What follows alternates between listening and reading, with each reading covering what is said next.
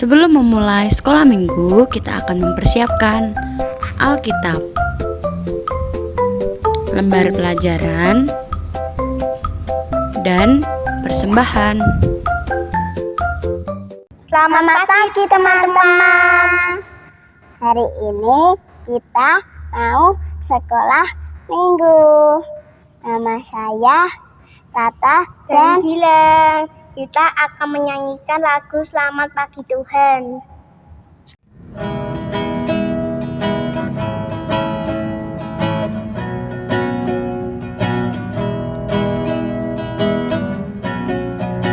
Selamat pagi Tuhan, tak lupa terima kasih. Tuhan pelihara, sayang setiap hari. Matahari bersinar, burung-burung bernyanyi, bertambah indahnya. Selamat pagi Tuhan, tak lupa terima kasih. Tuhanlah pelihara, sayang setiap hari. Matahari bersinar, burung-burung bernyanyi, bertambah indahnya.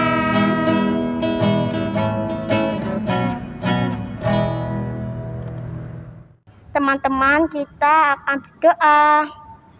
Tuhan Yesus, selama minggu ini biar semua pelajarannya lancar buat aku dan teman-teman dan Tata, biar sekolah minggu ini sehat dan seumur, biar semua bisa belajar dengan nyaman, dan sekolah minggu ini biar semua bisa untuk ada pandemi. Terima kasih Tuhan Yesus, dalam nama Tuhan Yesus, haleluya, amin. Teman-teman, kita akan menyanyikan Kudaki-daki.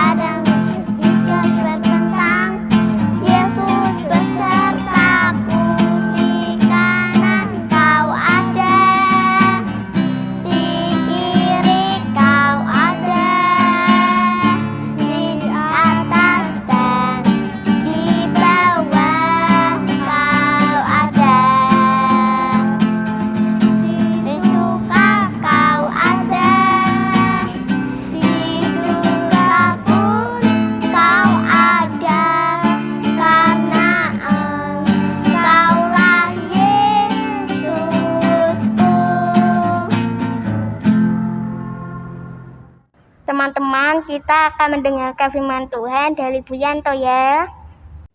Selamat pagi anak-anak, bertemu kembali di dalam sekolah minggu pagi ini. Walaupun sekolah minggu di rumah, tapi anak-anak tetap semangat. Kita akan bersekolah minggu dengan keluarga, dengan orang tua kita. Bagaimana kabar anak-anak? Pasti baik, sehat, dan luar biasa. Nah, pagi ini siapa yang sudah siap sekolah minggu? Pasti anak-anak sudah mandi, sudah makan, dan saat ini kita akan belajar firman Tuhan. Tapi sebelumnya kita akan berdoa terlebih dahulu. Mari kita akan berdoa bersama-sama. Tuhan Yesus, terima kasih. Pagi ini Tuhan kami boleh bersama-sama bersekolah minggu dan kami boleh belajar firman-Mu Tuhan. walau lewat online Tuhan. Tuhan akan memberkati anak-anak-Mu yang di rumah yang saat ini bersama-sama belajar sekolah minggu dengan keluarga. Pimpin kami, berkati kami Tuhan, sehingga kami boleh mengerti akan firman-Mu. Terima kasih Tuhan Yesus, amin. Kita akan membuka Alkitab kita yang pada pagi hari ini kita akan belajar tentang menghargai hamba Tuhan yang diambil dari 1 Samuel pasal 26 ayat 1 sampai 25.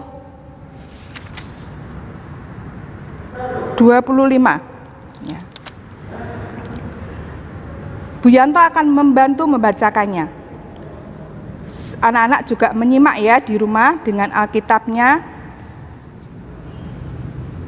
Untuk kedua kalinya Daud membiarkan Saul hidup. Datanglah orang Sif kepada Saul di Gebea serta berkata, Daud menyembunyikan diri di bukit Hakila di padang belantara. Lalu berkemaslah Saul dan turun ke padang gurun Sif dengan 3.000 orang yang terpilih dari orang Israel untuk mencari Daud di padang gurun Sif. Berkemahlah Saul di bukit Hakila yang di tepi jalan di padang belantara. Sedang Daud tinggal di padang gurun. Ketika diketahui Daud bahwa Saul datang mengikuti dia ke padang gurun, disuruhnyalah pengintai-pengintai, maka diketahuilah bahwa Saul benar-benar datang. Berkemaslah Daud, lalu sampai ke tempat Saul berkemah. Waktu Daud melihat tempat Saul berbaring dengan Abner bin Ner, panglima tentaranya, Saul berbaring di tengah-tengah perkemahan, sedang rakyat berkemah sekelilingnya. Berbicaralah Daud kepada Ahimelek, orang Het itu, dan kepada Abisai, anak Zeruya, saudara Yoab, katanya, siapa turun bersama-sama dengan aku kepada Saul ke tempat perkemahan itu?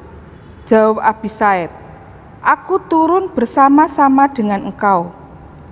Datanglah Daud dengan Abisai kepada rakyat itu pada waktu malam, dan tampaklah di sana Saul berbaring tidur di tengah-tengah perkemahan dengan tombak terpancung di tanah pada sebelah kepalanya. Sedang Abner dan rakyat itu berbaring sekelilingnya. Lalu berkatalah Abisai kepada Daud, pada hari ini Allah telah menyerahkan musuhmu ke dalam tanganmu. Oleh sebab itu izinkanlah kiranya aku menancapkan dia ke tanah dengan tombak itu dengan satu tikaman saja. Tidak usah dia kutancapkan 2 kali. Tetapi kata Daud kepada Abisai, jangan memusnahkan dia, sebab siapakah yang dapat menjamah orang yang diurapi Tuhan dan bebas dari hukuman. Lagi kata Daud, demi Tuhan yang hidup, niscaya Tuhan akan membunuh dia, entah karena sampai ajalnya dan ia mati, entah karena ia pergi berperang dan hilang lenyap di sana.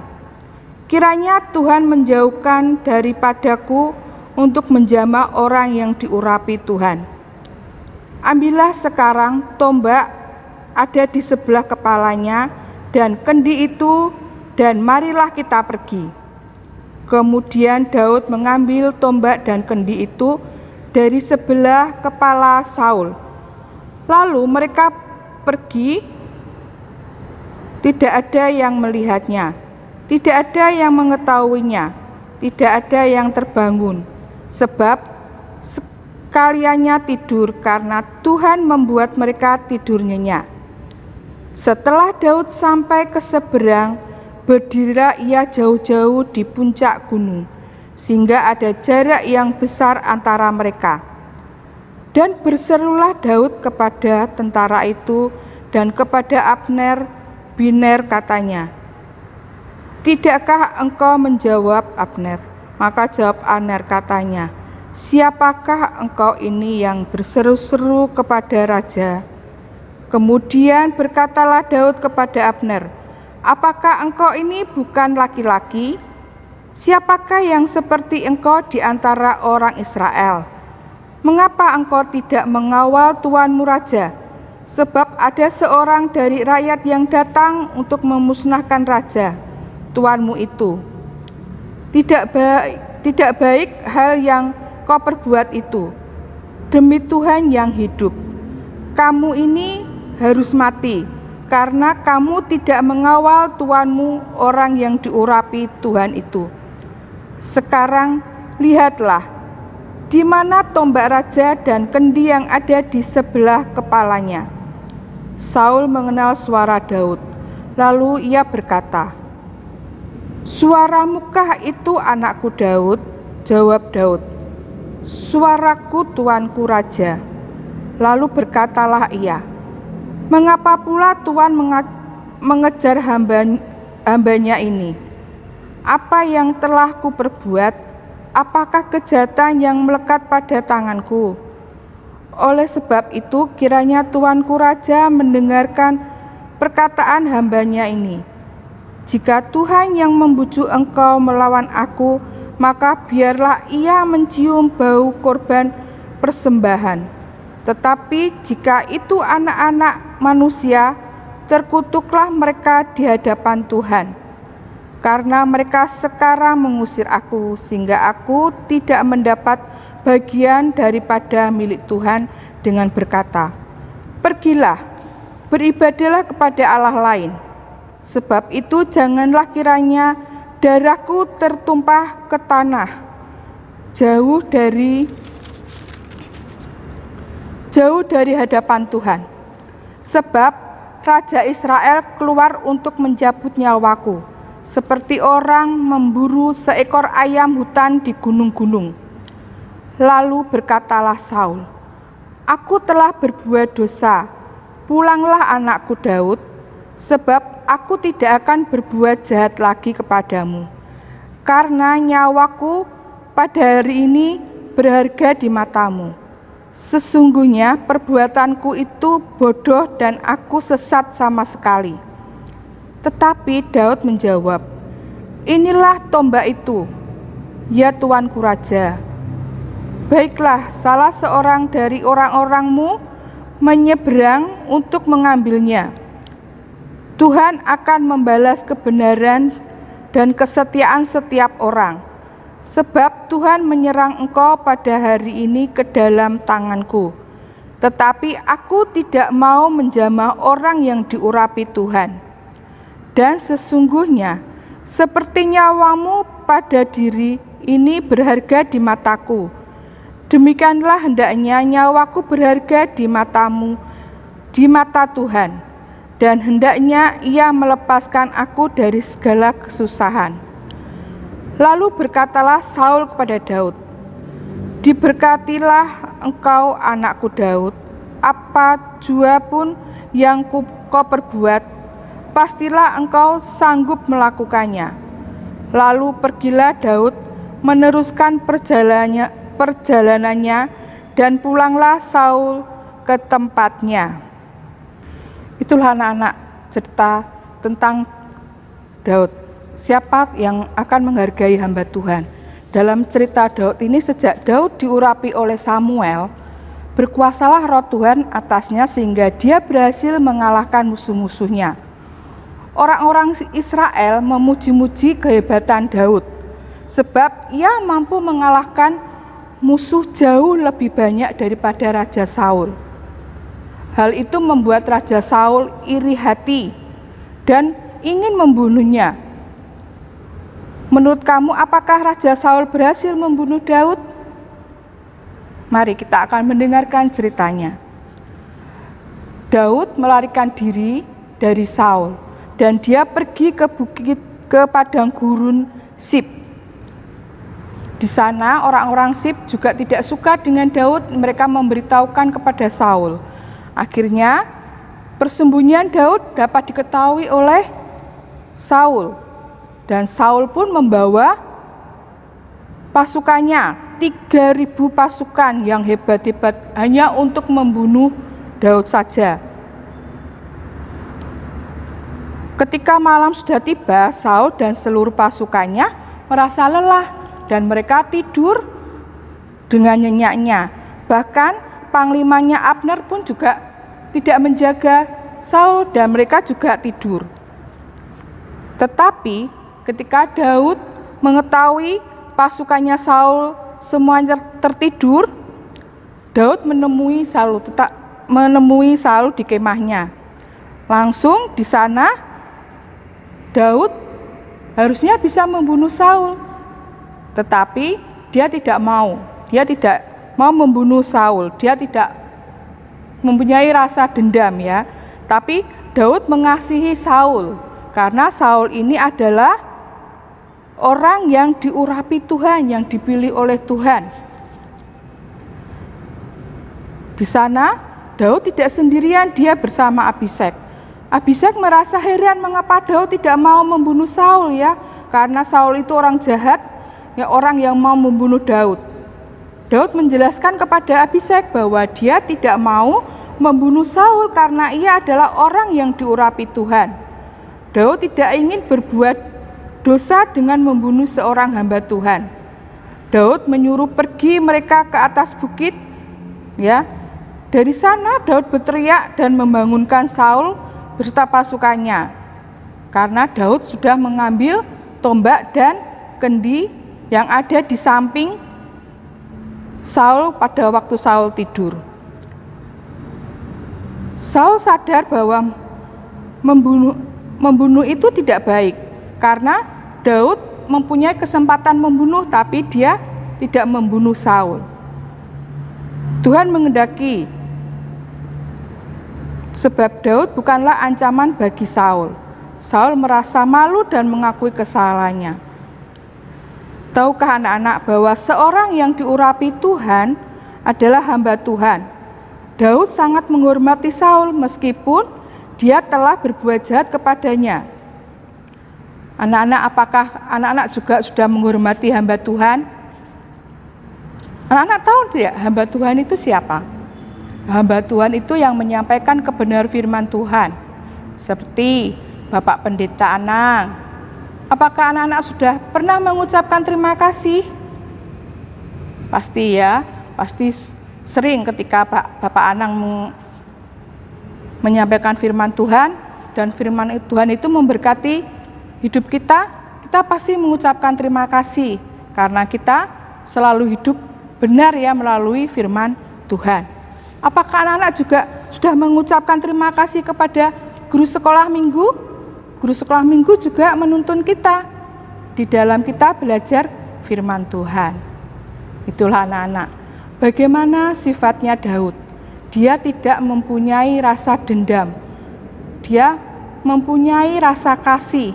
Bahkan dia juga menghargai hamba Tuhan yang diurapi Tuhan, yaitu Saul yang dipilih oleh Tuhan. Anak-anak juga seperti itu. Anak-anak tidak boleh mempunyai sifat iri hati, tidak mempunyai rasa dendam kepada teman-teman kita. Kita harus saling mengasihi teman kita, kita juga harus berbagi kepada teman kita. Itulah anak-anak cerita pada hari ini. Kita akan membaca ayat hafalannya. Untuk kelas pratama, kita akan membaca ayat hafalannya bersama-sama ya. Nanti sampai di rumah boleh bersama dengan orang tua menghafalnya.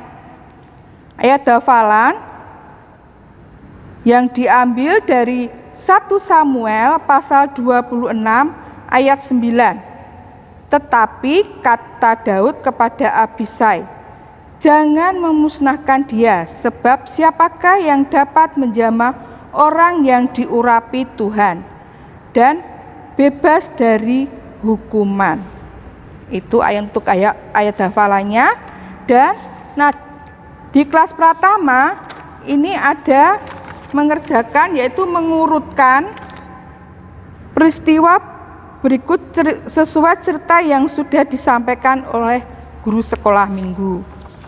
Dan jangan lupa untuk membaca Alkitab setiap hari di rumah.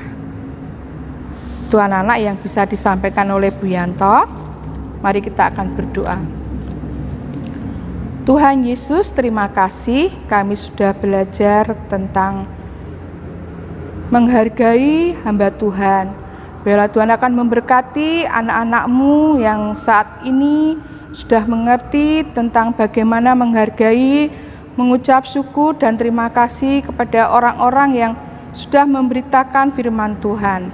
Tolong Tuhan Yesus, Kau juga akan memberikan teladan Daud kepada anak-anak kami supaya tidak iri hati, tidak mempunyai rasa dendam Tuhan, untuk lebih mengasihi sesamanya Tuhan. Terima kasih Tuhan Yesus, terima kasih. Semua ini Tuhan kami serahkan ke tangan kuasa-Mu. Berkati anak-anak-Mu yang sudah mendengarkan firman-Mu dan boleh mengerti mereka tentang firman-Mu Tuhan.